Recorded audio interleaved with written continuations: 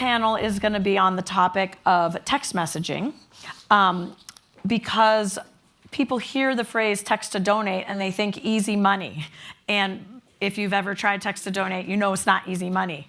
And so I wanted to bring up people who are using different texting platforms and get into the details of what those platforms offer you, and help you figure out whether or not you should invest in the tool.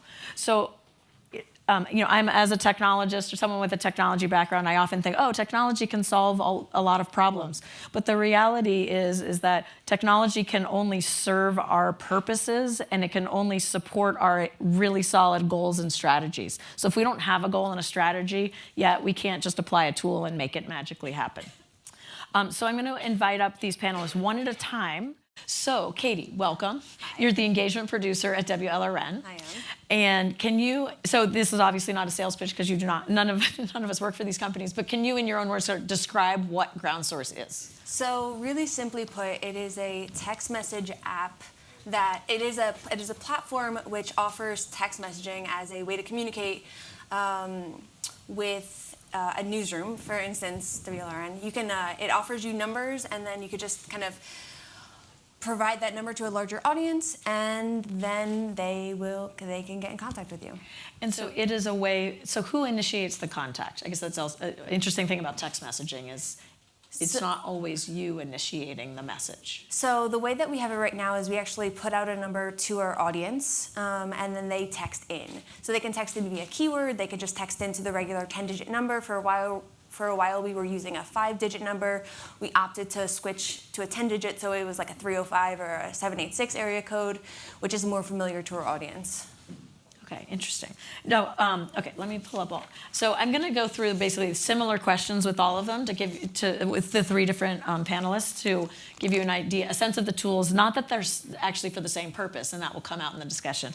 But can you explain exactly how does WLRN use it? And you have two different scenarios in which you're using it. Yeah, so actually we use it for the newsroom. So we have different programming, we have different shows, the South Florida Roundup, a weekly show called Sundial, we have the Sunshine Economy, and people can text in their comments or their questions to our panel of journalists or experts during these live shows. Then we also use it for queries. So for example, if we want to get reaction to President Trump coming to South Florida, or his announcement about Cuba relations and closing down, whatever the case may be, we will announce the number and a keyword where people can text in, and then there is a description. When people text in, there's an automatic response that they will receive, and then they'll respond to it. The second way is actually through our environment text letter, which is a curated text newsletter. It's pretty straightforward, that we send out every week. And so people actually sign up and opt in for the text to receive the newsletter, and then they get it, and they can opt out whenever they want. Okay, and I think that's actually quite unusual use of text messages as a newsletter push. So can you give us some stats? So tell, how many people at LRN are sending in questions? How many people are subscribed to this text letter?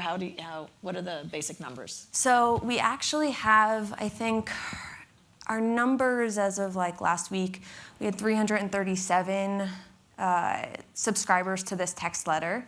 Mm-hmm. And here are the nice stats. So most people have not heard of GroundSource. That's cool. For those of you who know or remember Public Insight Network, one of the co-founders of Public Insight Network, Andrew Haig, actually is the founder of GroundSource. So kind of took the idea of creating sources and developing sources for the newsroom and brought it into the text message platform. So we have roughly 330 text subscribers, but then our number of people who have texted in over the last 6 months, maybe 2,000 or 3,000 people.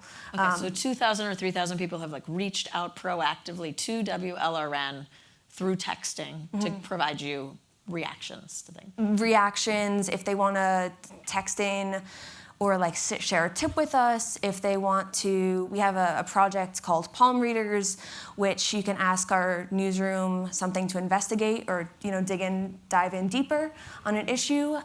So we've gotten leads on that topic as well. Okay, so can you give just a hint? I mean, you're not in charge of signing the invoices for GroundSource, I realize, but can you give some basics of how does GroundSource charge? Because what we're all very aware of is we all have limited resources, and so it's a two-parter. Actually, what is the basic cost, and then what is the time required at WLRN to manage these 3,000 people who are messaging and you're communicating with? Well, let me just clarify. It's like 3,000 people as a total number. It's not 3,000 all at the same time. So within 6 months, it's like 3,000 people have texted in, but I may be communicating with 200 of them, or 50, or 5. Okay. So the amount, so it's a $2,500 onboarding fee for GroundSource. This is according to my GroundSource consultant, who just fed me this information 12 minutes ago. There is also so it's based on the number of SMS messages you exchange. So it ranges between $250 and $500 a month. So we pay on the upper side of that about $500 a month to exchange 14,000 text messages. Okay, so it does actually cap. I mean, if you're thinking of, someday 100,000 people will be on this platform, the costs will escalate. Or if you're sending out, rather, it's the messages, not the people. So if you got into in-depth conversations with people, your costs could change. Yeah, so actually, really interestingly enough, I try and bring people off text messaging as soon as I have a couple, it's just a lot to text, and I'd rather talk. So if people can get on the phone with me and talk through something, one, it serves two purposes. We can get their response on the radio if they give us permission, and we also have a lot more. I find that people are a little bit more vulnerable because they're not texting their response, and they're just a little bit more straightforward because it's like they feel more comfortable with another voice on the line. I mean, I think that makes sense. It's kind of twofold because texting is great. I mean, you just open your phone, you get a text message, and then you reply. I mean, we have fantastic open rates, which I really love about this platform. Yeah, tell us what the open rates are. So it's 90%. No, it's not. That isn't the response rate or the click-through rate. That's just the open rate. 90% of people are reading the text message that you're sending. Yeah, and so with that being said, if I ask someone straight up how you doing today, I get a decent amount of responses. So let's just say I text 337 people, I may get 100 responses from that one. Just how are you doing today? Or in the case of one of the shows that we have coming up, we're doing an end of year kind of. What was your biggest accomplishment of 2019, or what excited you the most about this past year? And I will safely, if we text 200 people, 50 people will get back to us. Wow. Which is not too bad. I mean, also I should totally disclose that it is only me working on this platform. And how many hours a week are you spending on this? Again, it depends on what I'm working on, but for the text newsletter, an hour max. So diving into the text newsletter, this is a little bit of, it's an unusual platform. Well, it's an unusual thing that you're doing. You're basically sending, I would call it a long form text message, right? I mean, it's as long as a single text message can be. 1,600 characters. Okay, and you're sending that once a week, Wednesday around noon, because I get them. That's when I get them. Okay. And it's a very similar, although a different format, to the email newsletter that you send the following Saturday. Yes. And so, and you're reaching about 300 or so people with this. Yeah. So I should also point out that at this point, we've been running it. It was an experiment, totally let's fail fast. If this doesn't work, if we have no one signed up, we could say we tried it and move on. So we actually had 200 subscribers kind of right off, within the first month, which was really exciting because if you think about texting, there are a couple of levels of engagement. So first is if someone reads your story, right? If someone comments on your story, if someone texts in, right? There's different levels. If someone actually wants to talk to you. So we shared this number out to the public and asked them to text in a specific keyword. So they had to listen for both the number and the keyword and then text in And like, that's just a lot to ask for one person. So I was surprised when people were like, yeah, I really want to be part of this, because they want to consume, you know, news and information that's important to them.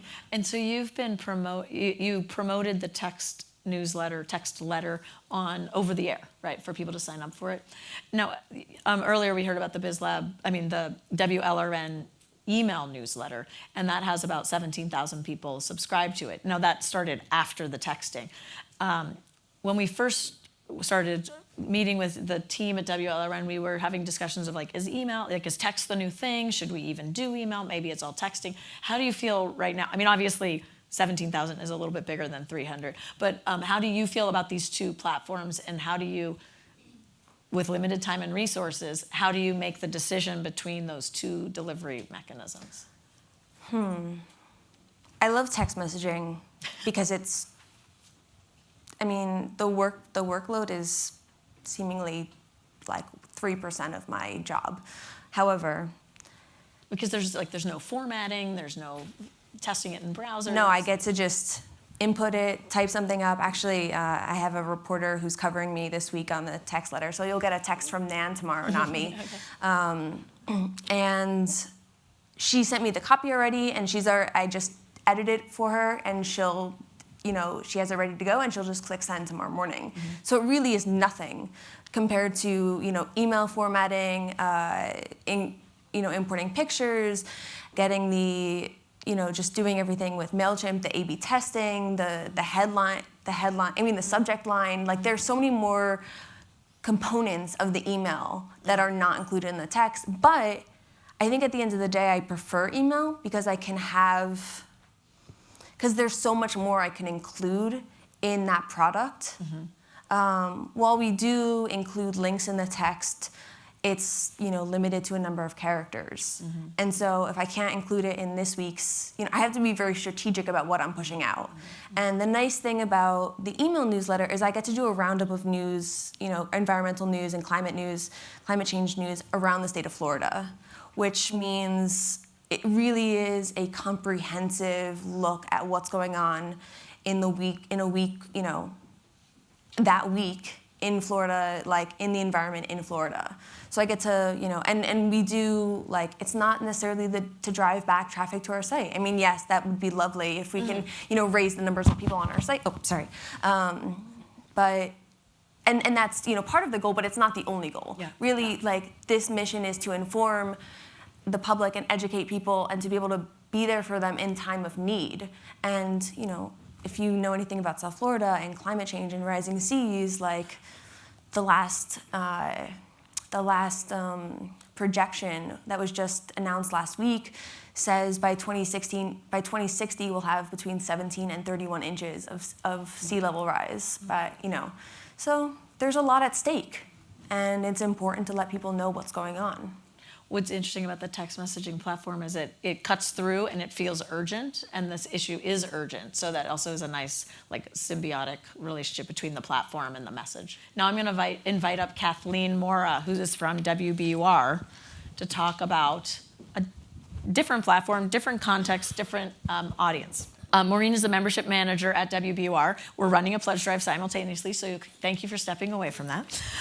So Hustle is the tool that Kathleen's been using, and as you can see from the results, very few of the people in the room have heard of Hustle. So can you give your informed opinion of what Hustle is, and then tell us how you've been using it? So it's a peer-to-peer text messaging platform. The most notable use case is for some political campaigns. Bernie Sanders used it during his 2016 presidential run. So it's often used for engaging volunteers to get the word out to a large number of people. So whether it's sending out your message, informing people about something, or asking them to donate. And tell us the story of why WBUR is testing it. Sure. So we've been interested in text messaging as a communication tool. Our partners at Boston University have been using Hustle, so they graciously allowed us a couple seats to test it out. And BU uses it to communicate with their alums around donating? That's right. Around donating, around events, anything to do with their alumni relations. We've been testing it for our retention efforts. So we've been doing it with our sustainer population, and then we also tested it for renewals recently. And I think most everyone knows in the room, but I'm always surprised to hear how many credit cards in a sustainer model are not valid at the end of the month and don't get the charge. Getting an updated credit card is like a vital business issue for public radio stations. It is. So for us, it's about 2,000 to 3,000 rejected credit cards each month. So we currently send out letters, and we do a couple emails a month, and then we do a phone call. And now we've added text messaging as well. Okay, so tell us the stats. So how's it? So you have 3,000 people. You're emailing them, calling them, and sending direct mail to them, and now you've layered in texting. Yep. So the first time we did this was in August. We had about 1,600 people we texted and the way that this platform works is it's very conversational. So I can read you our sample message, which is, "Hi, Joan, this is Kathleen from WBUR. Your support as a sustainer has been so important. Our records show the credit card on file is no longer valid. Can I send you the link to renew your support?" So rather than just blasting out what we want them to do, we're actually asking them a question, and they respond yes or no. In this case, we had 482 people say yes. That was about 30% of the file that we reached. And then about 70 or 4% said no. The rest didn't respond. Of that 482, about 31% actually updated. That was about 150 people. Okay, so do you think those 180 people were also getting the emails and the phone calls, and or did you reach a population that you weren't able to reach? In theory, they were being reached one way or the other. It felt like, reading the responses, those were the people who had either ignored those things or had opted out of email, so hadn't been receiving that or just not opening it, who knows. A lot of them, as most sustainers are, very engaged, were apologetic, and oh my goodness, I didn't know it wasn't working. Send me the link, absolutely. They were very conversational with us. Okay, but tell us about the no's, because I mean, text. I think one hesitation around starting to text your audience and your donors and your treasured donors is you don't want to be intrusive. Right, and so what were the no? It wasn't that many, but tell us what they. No, it was. We were surprised. We expected more people to say, "Please don't text me at all." We only got a small handful of those people. A lot of the no's were people who had moved and just neglected to tell us that they moved and cancel their gift. So we were getting a lot of cleanup happening from it. And the other no's were people who said, "I already did it," because of the lag time between when we sent the message and when we generated the list, or just didn't want to engage with us that way. The other interesting thing with the yeses was we had a number of yeses who said, "Yes, but can you email me the link?" Even though we reached you via text, they still felt more comfortable, or however they managed their information was via email. Okay, so we've talked about this, is that created kind of an interesting challenge because Hustle is not like an integrated CRM workflow tool. It is a text messaging tool. So when somebody said, "Please email me," what did you end up having to do? Sure. So there's two halves of the Hustle platform. There's the administration panel where you upload all the contacts and build the messages, and then there's the actual deployment where you hit send on every single message. So those two things don't quite share all of their information either. I think it's a protection level for volunteers who might be using that system. I'm not entirely sure. But I could only see the person's name when they were responding. I couldn't see their phone number, and I couldn't see their account ID, which is what we had uploaded into the system. So we were downloading the messages to get that information from the admin side and reconciling that. In some cases, the person said, "Can you email it to XYZ email address?" And that was easy enough. But otherwise, I had to go outside of the platform and the message, go into our admin panel, pull that out, and then find them in our database. So it was a lot of labor. Okay, so there's the second scenario that you've just been testing this past month, which is around people who donated a year ago, so their membership is now up. They gave a one-time donation, and now is the time for their renewal, and you've been contacting them. So this would be instead of the annual email to them to say, time to give again. Right, so this is in addition to those letters and emails that they've been getting from us all along. So this was a smaller population. We had about 470 people that we reached out to. 61% said yes. 61% of the people you reached. I mean, 61 people, sorry. 13% said yes. Okay, okay. So smaller people saying yes. About the same percentage of people actually followed through and did it, though. It was about 26% there. Okay, so to review the stats, you're getting in the teens, basically, of response rates to these requests through Hustle. Yes. These platforms have very different contexts, but it's interesting to hear the GroundSource tool where it's around content and the high engagement. Again, it's around the value. So Hustle is thought of as a tool for get out the vote kind of in grassroots organizations. What do you, from your experience with Hustle, what do you think it is ideal for? Like, what would be your advice to people in this room if they're going to consider Hustle? Well, so I think the difference too with the tool that we've heard before is people opted into that. We've just been using the phone opted number into GroundSource versus Hustle. So we've just been using the phone numbers that have been provided to us. So it's unexpected potentially. But I think in this case, it's when you have something really specific to communicate. We're not just blasting something out and say, hey, give us a gift now. We're telling them a piece of information that might be important to them. Texting is a very intimate thing. It's not like email where it's very passive. It's in your device in front of you, and it's something that I feel still people have that wall with, that they're not quite comfortable having random businesses text them. So if we're giving them information, it worked particularly well for sustainers to say, you have this comfort with us and this commitment to us, and we're just reminding you that you're a little bit behind on that, versus just saying to someone, hey, we have a fundraiser going on, give right now. I think that was the important distinction for us. That makes a lot of sense. I'm going to now switch it and bring up Tina. Okay, so everybody, this is Tina Pamantuan, who is the general manager of KALW, which is in San Francisco.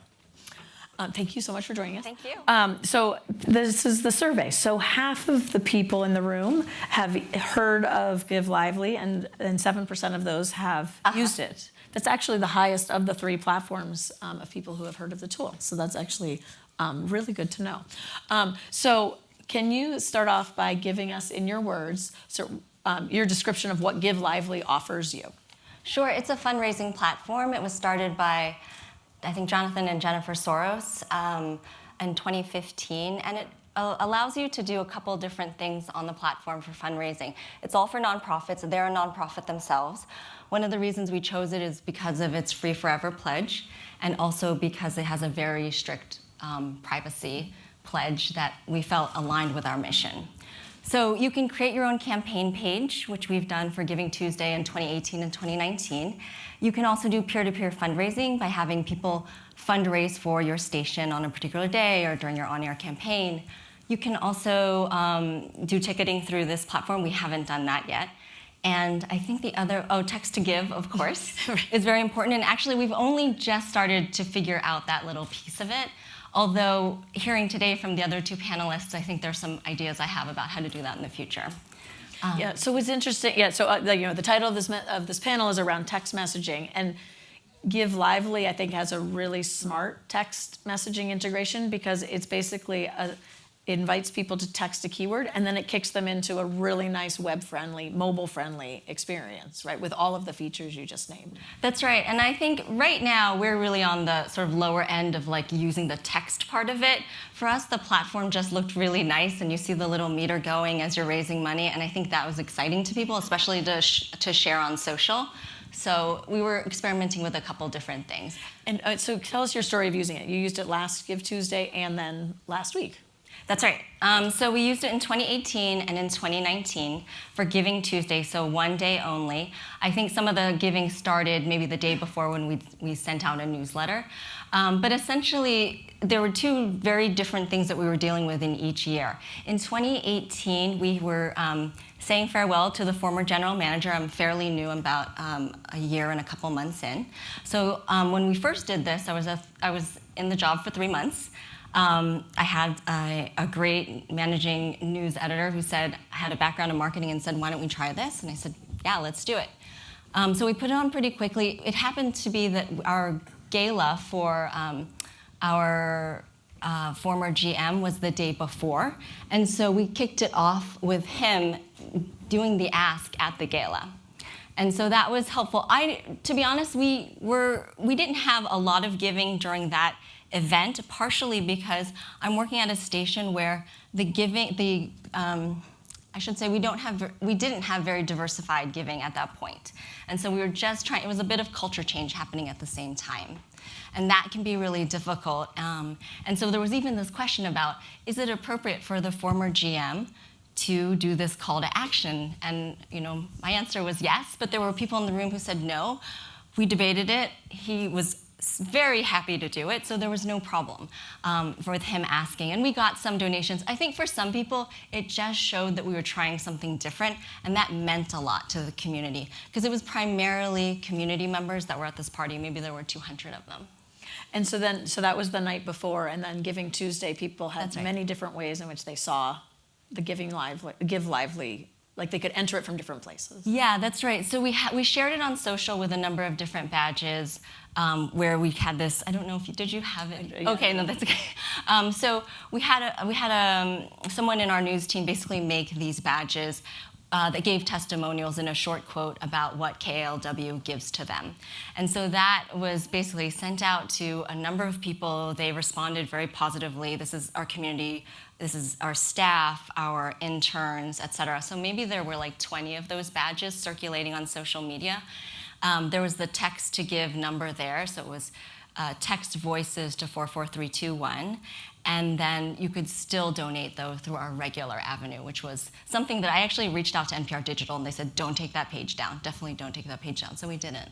So I think it's a good, probably instinctively, we all know that when you're testing something, don't put aside your existing operation. Don't turn off the main funnel while you're testing the new funnel. That's right, because some people were responding to other things, like renewal letters or something else that they had heard, or maybe they got, it wasn't necessarily that they were seeing the Give Lively show up in their Facebook. So why did you use Give Lively for Giving Tuesday the second year? Because you're not using it as your main donation platform. So why did we stay with it? Yeah, why? Partly because we already had it set up, and we did. Our goal was 10,000 for Giving Tuesday in 2018, and we got about 12,000. We had 172 donations, and it was a fairly light lift. So we did 3 newsletters, which were pretty much just iterations of the same thing, you know? It starts now, we're in the middle, we're at the end, basically. Thank you. So that was a very just light lift there. And then what I think we did more of the first year was social media. And then, of course, we did calls to action on air, too, so there were spots running. And I think it's funny because it's not that we had specifically planned it this way, but we really focused more on social media the first year, and the second year we focused more on the spots and making pre-produced. The on-air spots were pre-produced. The year before they were announcer reads only, and the numbers were slightly different because the second year, 2019, just a week ago, we had 92 donations versus 172 last year. But we had a similar amount of money raised. We had 10,500, something like that. So this year, more donors 12. Last year, maybe smaller. So they came through more of the social channels. Yeah. More donors, but smaller dollars. Yep. I guess next year do both. Yeah, maybe do both. And I think that from what I saw, and this is not that I've made a study of this, I feel like there was more of a response to the Giving Tuesday on air and seeing that page circulating on social media this year. And last year, I feel like it may have been a mix of things with the gala happening, right, et cetera. And we had an unusual thing happen, unfortunately, this past Giving Tuesday as well, because we had one of our hosts passed suddenly the day before. We didn't find out until the next day, and we had to go on air to let people know around 4 o'clock. So it sort of diverted the team's attention too. So how do you test Certainly these things? Not controlled. Yeah. Yeah. So we probably did less social media overall because also we didn't want it To be. Yeah. There are a lot more important things going on. Yeah.